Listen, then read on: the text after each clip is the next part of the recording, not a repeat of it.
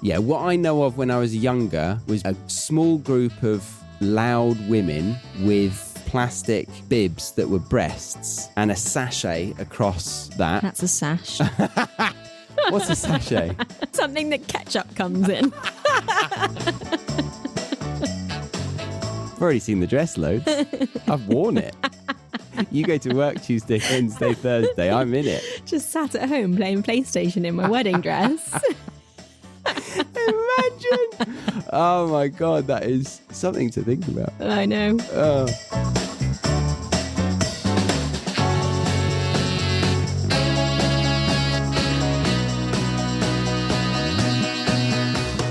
Hello and welcome to the British English Podcast with your host Charlie Baxter and your co-host today, the fiance of the host, Stacey Benson, soon to be Stacey Baxter. How do you feel about that, Stacey? Not sure. I think we agreed to Charlie and Stacey Baxton. Baxton, the mix of Benson and Baxter. Guys, that is not a tradition. That is something that I am hoping will never happen for us. Come a bit closer to the microphone. Come on. I'm close enough. Get closer. Come on. So it's a Friday night for us. And I thought instead of date night, we could put some cushions up on the dining table and put some microphones in between. Don't get excited, guys, and do a podcast about weddings, because I have been struggling to get motivated to talk about weddings, wedding planning, despite the fact that I proposed to Stacey. When did I propose to you? On 6 months ago. Is it really that long ago? That long. It's longer than that. 7 months, I think. Wow. December the 6th. And we're recording this now on the 24th of June. We're planning a wedding though, aren't we? Are we? You're planning a wedding though, aren't you? Correct. Yeah. How's it going? I mean, it's going great, yes. Am I invited? Potentially. You've made the third cut, I think. Right. Because we did actually send some invites out, or you sent some invites out, and I didn't get one. No, it's correct. Is that suggesting something?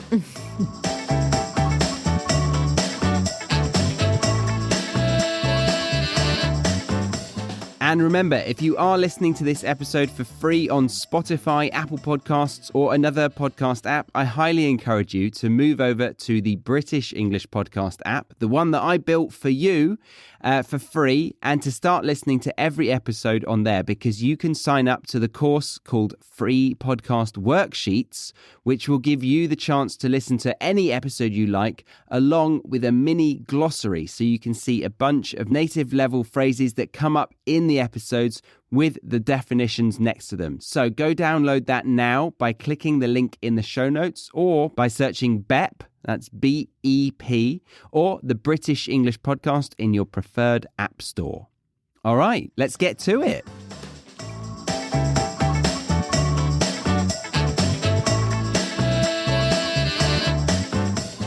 Yeah, so today I thought we would talk about weddings. It's definitely cultural. Brits are wedding mad. Especially now, but yeah. Especially now? Why? Why now? I think post-COVID, everyone's doing a bit of a catch-up.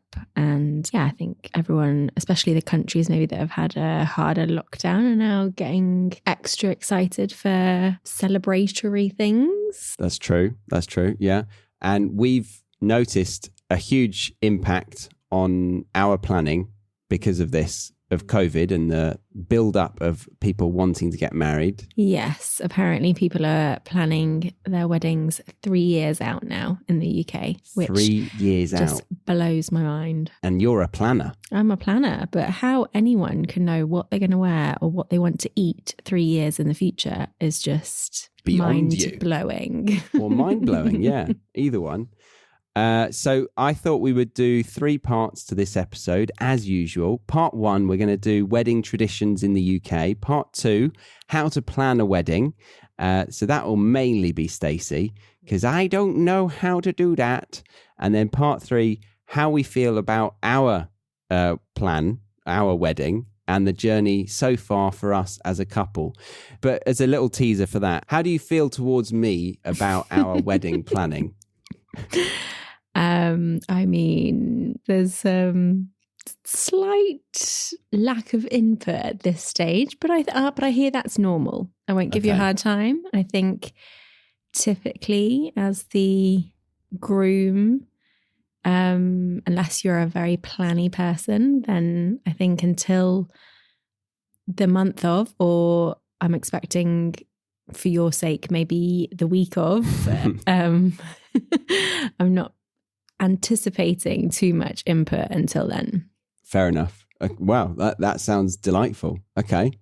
So yeah, part one, wedding traditions. So let's go back to engagement expectations. Okay. What do you think typically girls expect or couples expect of an engagement? I've already given away a clue there. Who normally does it? What proposes? Yeah. I think very traditionally it is the male that proposes. In a heterosexual couple we're talking about, of course. Of course. However, there's the whole leap year thing. Oh yeah? What's that? I believe on the day of the leap year. Is that correct, Ham? Yeah. Day of the leap year. That it is more accepted, maybe more socially accepted for the female to propose. Yes. To the male. When is the next leap year? 2024. So 2020, I was actually thinking about doing it on 2020 because we did it 2021. Mm-hmm. And I didn't. It was your 30th, I think. My 30th was 2019. Sorry, I thought about doing it on your 30th and then I didn't. Okay. So did you at any point during that year think, right, he's never going to do it. We're 9 years into this relationship. Maybe I need to sort this out, sort the plan out. I mean, in all honesty, not to try and make myself sound all calm and collected, but I don't think either of us were in a mad rush. I knew it was coming one day. Oh, yeah. Cocky. Cool, calm and collected and cocky. No. I'm very, very lucky. Very lucky that you said yes. So what would you say most people hope for in a proposal? Okay. In a proposal, I guess a diamond ring or some semi-precious or highly precious stone. Yeah. I think it is still quite traditional for the whole one knee thing. Some kind of romantic gesture. I mean, I think then it's more down. Those are the really no-brainer, have to include those kind of things, I guess. And then the others are a bit more maybe depending on the personality. So for me, I wouldn't have wanted a public place. No. And a public place, like even a restaurant, big no-no. Yeah, cringe. Yeah, cringe. Wouldn't have enjoyed that. So yeah, for me, I was keen for or very happy and appreciative of a secluded spot that you chose. Nice work. But yeah, I think each their own. Some people like a bit of a public display of affection. Yeah, we've seen quite a few of them in Sydney, haven't we? Very popular in Sydney. I think the whole setup down near the harbour with the rose petals and the big sign saying, "Will you marry me?" Delightful. Oh, bit of sarcasm there, I see. Yeah, so you don't like it to be too in your face. Yeah, I think I'm a bit... we're both maybe a little bit anti-cringe. Anti-cringe. Yeah. Yeah. Do you want to explain anti-cringe? Cringe is the feeling of discomfort from a social situation, I'd say. Yeah. To cringe, to feel uncomfortable. Like your shoulders often go up and you... Ooh, yeah. That kind of feeling. Some people say it gives you the ick. It gives you the ick. Yeah. This is all young lingo that I'm already past. This is why I'm here. This is why you're here. Bringing the real English back. It gives you the ick. It's cringe. Okay. I mean, some endearing terms like darling or sweetheart or babe could give you the ick. Oh, good. Very good. Yeah. Yeah. Babe. Yeah. Ick. Ick. Can you just say ick? No. No. You got to say that gives me the ick. Yes. Yeah. Okay. Okay. Ick vibes? No. No. No, you can't say that. Never say icky. Can you do an Like a E? Icky Icky vibes. No, that sounds silly. That's a bit, I think you'd have to deliver that to a baby, probably. Uh-huh. Icky is more informal, young baby talk. Yeah. Okay. Going back to the proposal traditions, what about asking somebody before the actual person? So typically, the male in tradition asks the father of the bride, father of the female, for permission. Actually, I think if we're talking on traditions, typically the male asks the father for the hand in marriage. So actually, the proposal, if we're going way, way, way back, is actually just between the groom and the father. The female actually doesn't have a say. Yeah, because I think way back when the father socially owned the daughter, and the groom or the suitor is basically asking to buy the daughter from the father. Sounds like you've been watching too much of The Crown. Or Bridgerton. Yeah, Bridgerton. Yeah, that's all my historical information. Okay, so I asked your father. Were you happy with that? But you also asked my mum.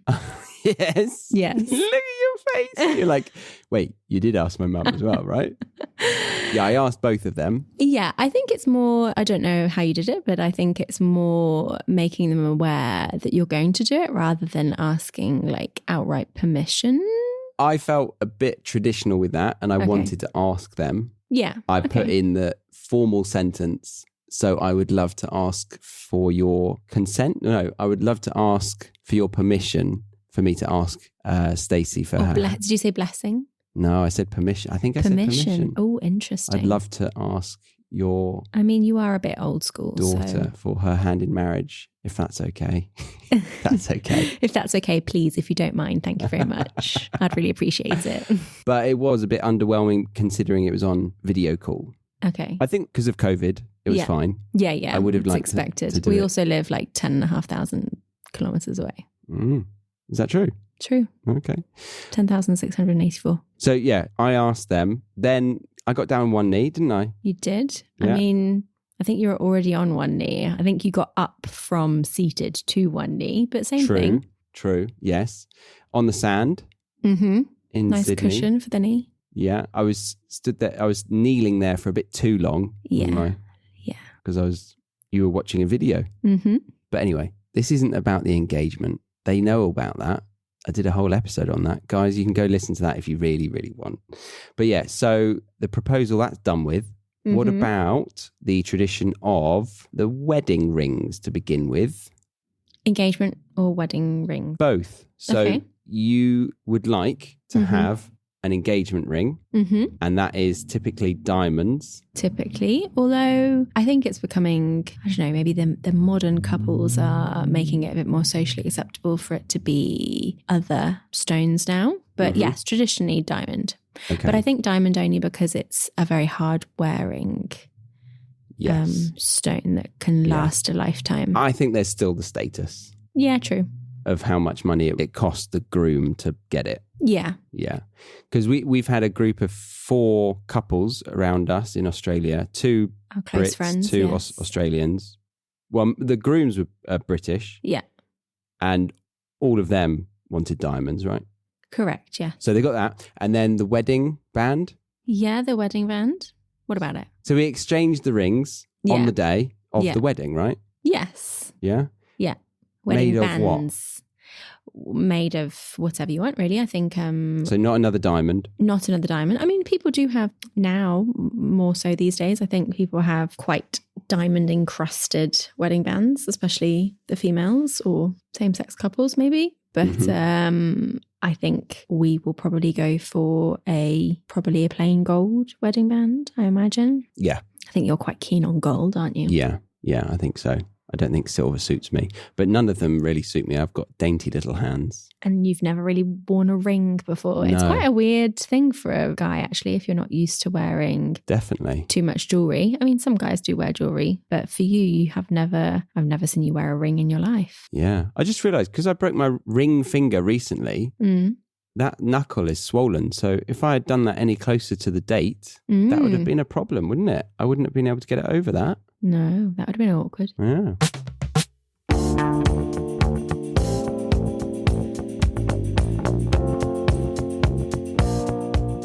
I just wanted to check in with you about something.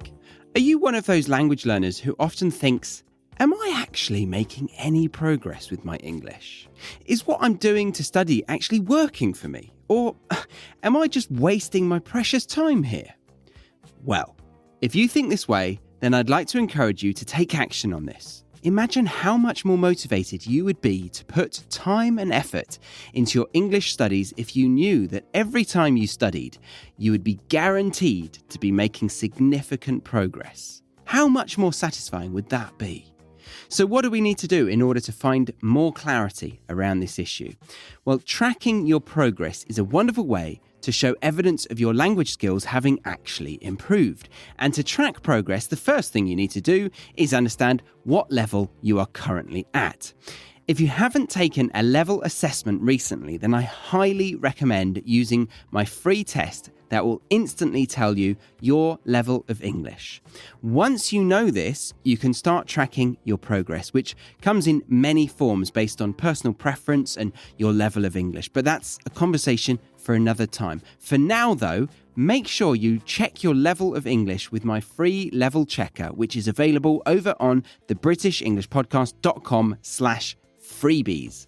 That is thebritishenglishpodcast.com/FREEBIES. Or find it in the show notes of this episode.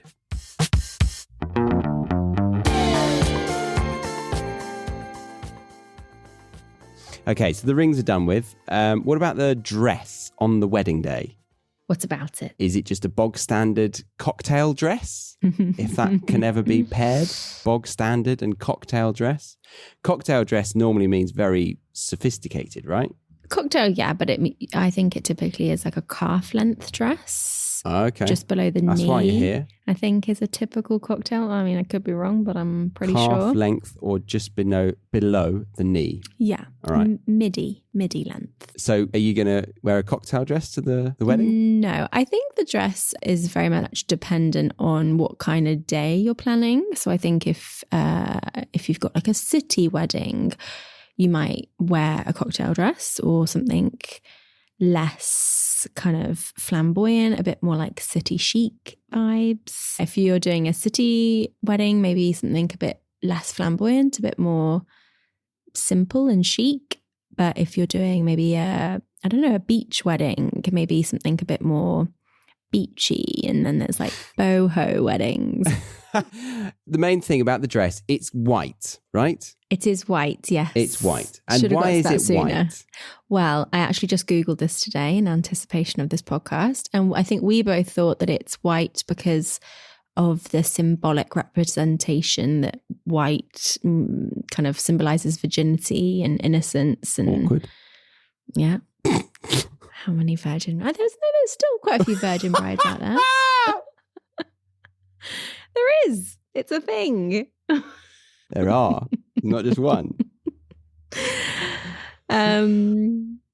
Yes. So yes, the white symbolizes typically the virginity of the bride. Mm-hmm. However, we, upon a Google search, realized today that actually it was Queen Victoria in 1840 something that actually made the white wedding dress trendy. And apparently it just so happened that white wedding dress then fit into kind of Christianity's belief of wearing white to a lot of religious ceremonies like baptisms and stuff. So I think that's kind of just a bit of a happy coincidence in a way. Yeah, nice, yeah.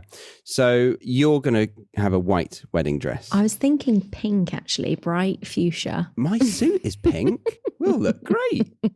No, I haven't got a suit. Guys don't get the suits until much closer to the time. I mean, typically, I think women don't get their dresses until probably about 8 to 12 months, I think. No, now. but I think so. The trying on of the dress is a thing. Yes. So people will go with their bridesmaids or their maid of honor. Or I think mum is the most popular. Mother of the bride is the most traditional person to take with you on an appointment, I think. And those are quite special days if you go to a posh place, because they give you champagne, like they put you on one of those little stools. Yes. And those a little podiums, thank you.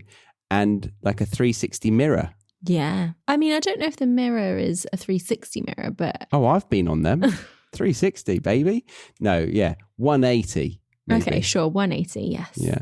Or you might know, being in interior design, a 4-piece mirror. Is that a thing? Yeah. No, you don't know. I wouldn't say that's an important part of the storytelling. Good point.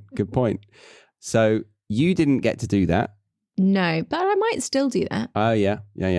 But you went to a warehouse. Yeah, I just randomly picked up a wedding dress at a warehouse. It was very spontaneous and underwhelming, but I loved it. It wasn't underwhelming. You were very happy with it because you tried on, I think you took 3 to the changing rooms. You were hungover. Yeah. You didn't want to go. You were like, shall I even bother? Yeah. I said yes. Yeah. You went on your own because you don't have your maid of honor in Australia. Mm-hmm. I don't have a maid of honor. Just to clarify. She doesn't have any friends. I love all my friends, all my bridesmaids equally. Oh, yeah. There we go. So you went to this warehouse, and I don't know if you guys have seen this Friends episode where Monica goes to a warehouse of wedding dresses, but all of them are wearing whistles, and it's a very aggressive scene, and they're wrestling for the best dress and the best deal. Mm-hmm. Is that kind of similar to what you had? I mean, visually highly accurate, yes. It was a warehouse with just racks and racks of dresses. And I thought, these are all terrible. I'm not going to try any of these on. And I only got peer pressured to try them on because it was kind of... Peer pressured? You didn't have any friends? Well, by the rest of the people there and the and the people working there and helping. They were very encouraging. They were like, just try this on. This would look great. And so, yes, I picked up, I think I picked up 5 actually. Okay. And I tried 4 on. I don't think I tried the last one on because I had gone off it by the time I was in there. But yes, the second one I tried on, I actually stepped onto the podium in that one. It was the first one I stepped onto the podium. And the 2 girls that were stood behind me in the queue both like gasped and said, wow, you should buy this. And I was like, okay, I will. Thanks. That's lovely. And we were contemplating the idea of breaking a tradition. What was that? Potentially going together, shopping for a dress together. Is that what you're referring to? I was going to say you were going to share the photo of it with me, because the tradition is that the bride doesn't show the dress at all to the groom until, the reveal. And I do think typically in the UK, especially, that is still a thing, because my British girlfriends are like, oh my gosh, where are you going to store this dress? Like, where are you going to put it? And I'm like, in my wardrobe. And they're like, but it's going to be in the same apartment that Charlie's in. And I'm like, is that a problem? You wake up one night and I'm just staring at it in the closet. But I mean, even if you stare at it. No, I don't get that at all. It's just white fabric hanging on a hanger. I occasionally see the little bottom of it when I'm moving the closet doors. Yeah, it's in like a case, a wrapper thing, but it is clear, so you can see. And I can see that it's white. So you were lying earlier saying it was pink. It is white, yeah. Yes, yeah. But we don't do the reveal like Americans or Australians do we? No, that's not true. I think the reveal thing is now worldwide. Oh. It's called the first look. The first look. And the first look is? Just where you, as a couple, reveal yourselves to one another, how you look on the day before you do the whole walk down the aisle, the ceremony bit. And I think that's just a modern thing. I mean, I'm not sure. I don't know the original person that invented this thing, but yeah, I think it's more of a modern thing rather than a American thing specifically. I could be wrong. Okay. I would guess that it's more American and Brits are starting to do it, maybe. It's come from America. Yeah, typically I would think guess. we tend to copy sometimes. Yeah, but these things. Normally I would think that the groom gets the first look at the bride when she's walking down the aisle because he's waiting at the top and she walks down the aisle and then he, like the wedding that we saw of our friends in February, that was his first moment and he nearly cried, didn't he? He did cry, I think. He did cry. Very sweet. Yeah. Do you think I'll cry? Yeah. I've already seen the dress loads. I've worn it. You go to work Tuesday, Wednesday, Thursday. I'm in it. Just sat at home playing PlayStation in my wedding dress. Imagine. Oh my God, that is something to think about. I know. Okay, we've got loads of things here to get through and we're already 30 minutes in. We're faffing. So let's skip a few. I think a weird one for some people would be throwing rice. Oh yeah, I'm not sure about that one. I only heard about that one recently. What did we used to throw? I think rice is the thing we used to throw, and now we throw confetti. Yes. So typically now I think confetti is made from paper. Yeah. But my mum, biodegradable stuff. Biodegradable. And now, no, However, we do petals. We do flower petals, don't we? No, we're doing flower petals, but I think that's just because my mum loves flowers. Loves flowers and is growing flowers to dry petals. Right. Okay. Yeah. And when do we throw it? I think now people just make a moment to throw it, but I think it's supposed to be when you're walking back up the aisle. I don't know which direction we're going here. You don't know, do you? It's when We've been to a few. We've done it ourselves.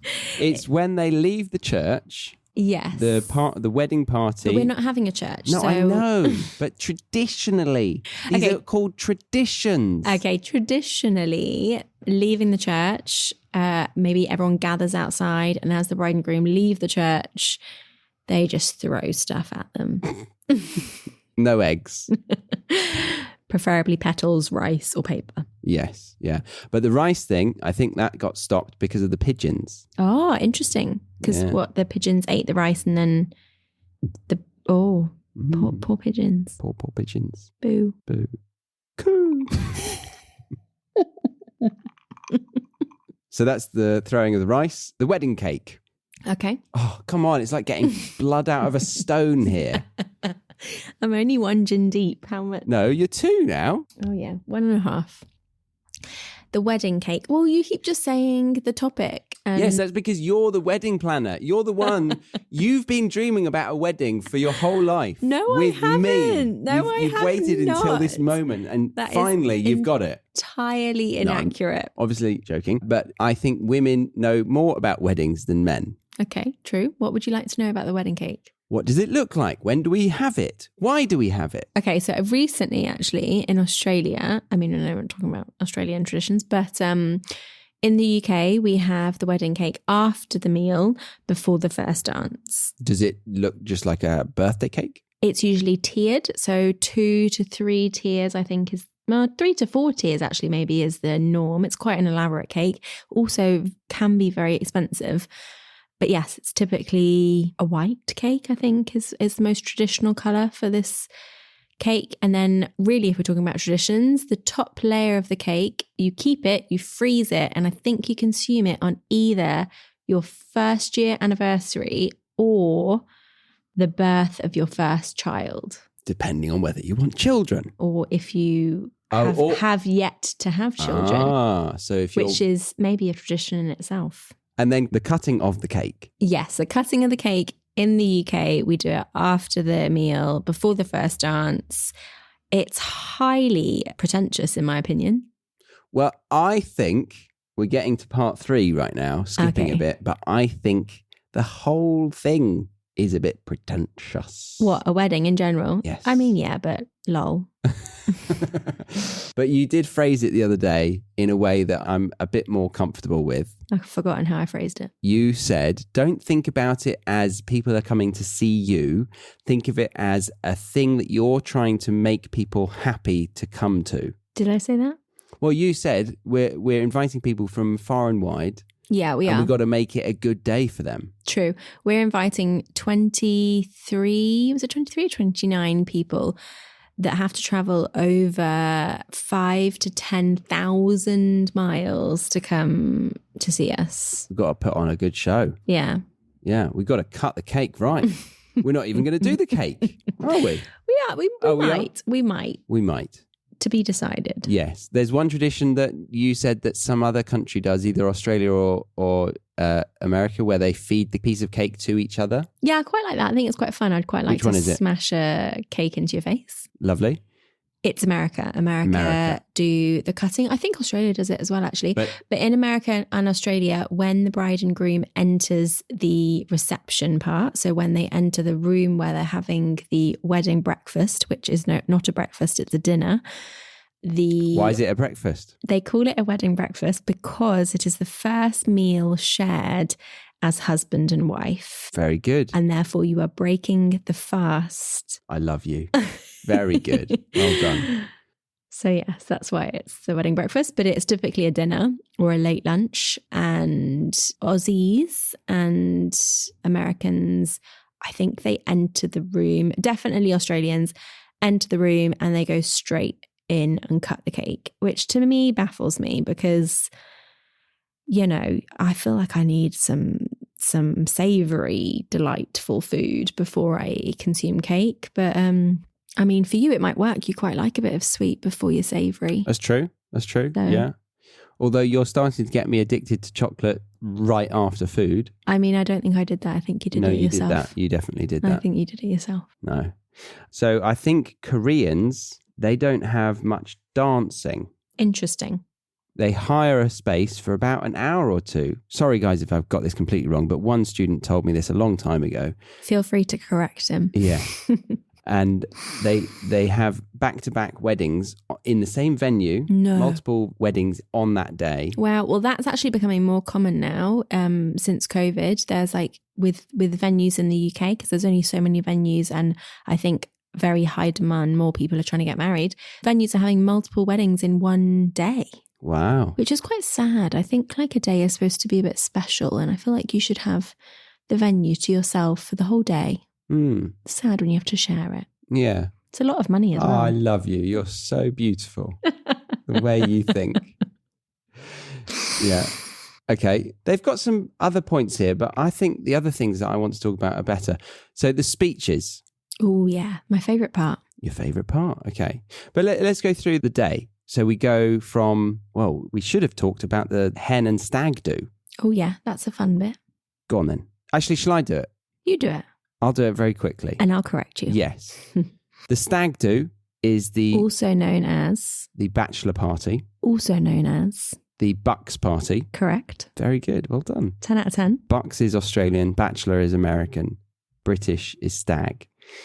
The males of the party, traditionally the males, the groom, the male who is getting married to the bride, his friends take him on a trip, sometimes unknown to him until getting there. They blindfold him and they say, pack whatever, or don't even take a suitcase. Really bullying him, basically.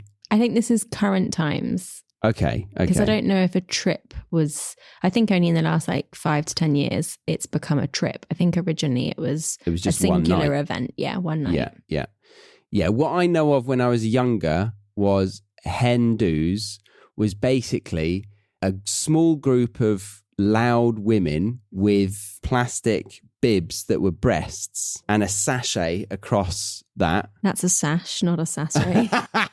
What's a sachet? Oh, something that ketchup comes in. A sash. A sash is the thing that Miss America or Miss Universe wears, right? Correct, yes. And that is across their plastic chest. Why are they wearing a plastic chest? I don't know. I just remember this as a kid. And these, really? yeah, loud women were What drinking. about willy straws? What? What about willy straws? Willy straws? Nah, they were later. Drippers. They were a thing that came in when we were teenagers and maybe 20s, in our 20s. Okay. But yeah, so I just remember hen do's was just loud local party of pretty unsophisticated Wow. debauchery.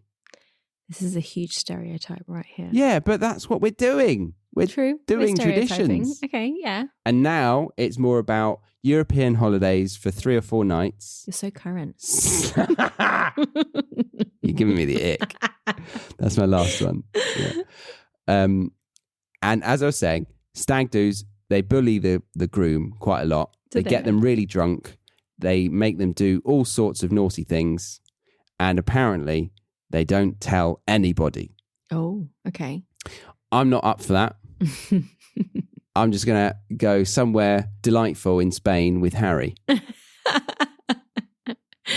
Yeah, I think from the stag and the hen front, we're slightly unorthodox maybe in our wishes and requests for stag do's and hen do's. But yeah, traditionally, I think only in the last few years, actually, it's become less gender specific. I think before it was really like, the men go on the stag do and the girls go on the hen do, and that's the social norm. Yeah. Whereas I feel like definitely now it's more, there's more of a like gender dynamic. I feel like you would quite like a couple of girls on your stag do, I guess. I don't know if you can even call it a stag do. No.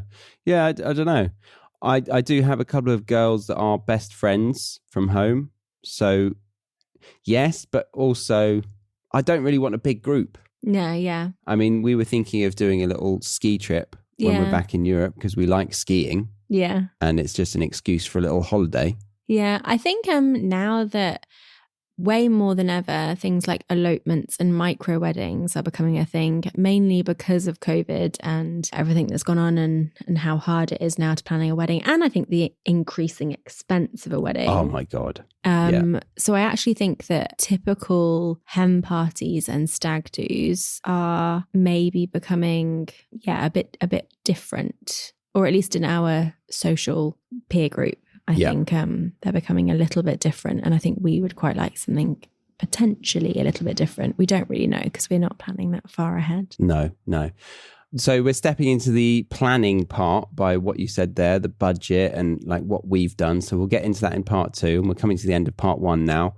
So just to clarify, we have the stag do and the hen do. Then we have the day itself, where typically the bride and groom do not sleep in the same bed the night before. I know. I actually wanted to ask you about this. What, you want to do this now? Yeah. Right? What? Would you like to sleep in the same bed before? Hell no. I want one last night of debauch, one last night of starfishing. Single sleeping. Oh yeah, love a starfish. I was also thinking about this, and because you're such a terrible sleeper and I know you'll be nervous and you'll be up all night, I would be so angry with you if we slept in the same bed the night before. No, I definitely don't want to sleep in the same bed as you. You're going to be tossing and turning and I'm going to be punching you, and then we'll wake up bitter at one another that we got a terrible night's sleep. So yeah. Yeah, good idea. We've made this decision on air. Yeah, on air. This isn't a radio station. What, we're not live? No. So we don't sleep in the same bed. We wake up and then have a little, you put on your face. Takes a whole 7 hours. Oh my God. Some weddings, the bridal party have to get up at 6 a.m.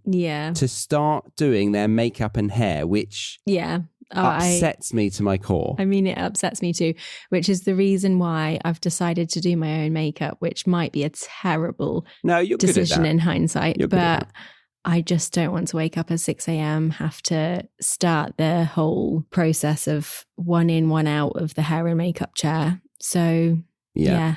I would prefer to go for a walk, do some yoga, have a bacon sandwich, and then sit down and do my makeup at like 11. Hilarious. They've got a bacon sandwich in there, but yeah, I like that. I like that a lot. I'd quite like to join you on that. No, you can't. No, we won't. No, we won't do that.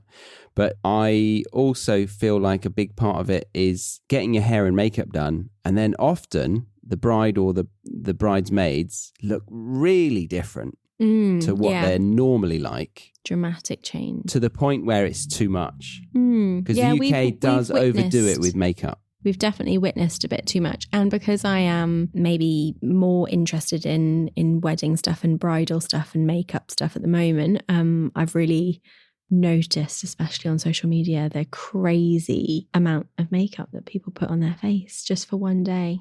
Right. And then whenever you're kissing what anyone... you mean just generally? Or no, the on the wedding? The bride and the bridal party typically have way more makeup on their face than they ever would in any other even party or celebration setting. And I think it kind of makes them become a different person. And also, I kind of feel like on your wedding day, you're probably going to kiss and hug more people in one day than you ever will in your whole entire life. And having all of that makeup on your face is just going to become a very messy situation. But that's why they do the air thing. What's it called? The air spray? The spray I'm just going to leave him hanging. Yeah. The spray on makeup? Definitely not. No. Do you want to go again? The first word is air. Air makeup. No, carry on. Air. What do you use to paint? Foundation. What do you use to paint with? Airbrushed. Nice. Airbrushed. Nailed it. We'll just edit that middle bit out. Yeah, so airbrushing is like waterproof, isn't it? I don't think people do that now, though. I think it's a bit dated. Oh, it's a bit dated. Yeah, I think that's like 2018 vibes. Okay. Well, we've been going for way too long. That's going to be a hell of a transcribe. So we're going to end part 1 there. I'm hungry. We've got a good dinner coming up, haven't we? Got some meatballs. Some pasta. Oh. Some roasted veggies. Yummy. Yummy, yummy, yummy. But yeah, that's the end of part 1. We're going to go on to part 2 where we discuss our budget for the wedding. Oof. Pain. Or maybe not maybe the specifics. I mean, I'm happy to disclose. Oh, okay. And then part 3 will also be talking about whether we hate each other from this experience or not. Ick. But yeah, thank you very much for joining me on part 1, Stace. Why are you taking your headphones off? We've got part 2. I need the bathroom. And a gin. You need another gin. But say goodbye to the part 1 listeners, because not everyone comes to part 2 and 3. But they should, obviously, shouldn't they? Goodbye, part 1 listeners. You should really come to part 2 and part 3. It's a great vibe in there. All right. See you guys soon if you're here just for part 1. Thank you very much for listening till the end. And have a good week. See you next time on the British English Podcast.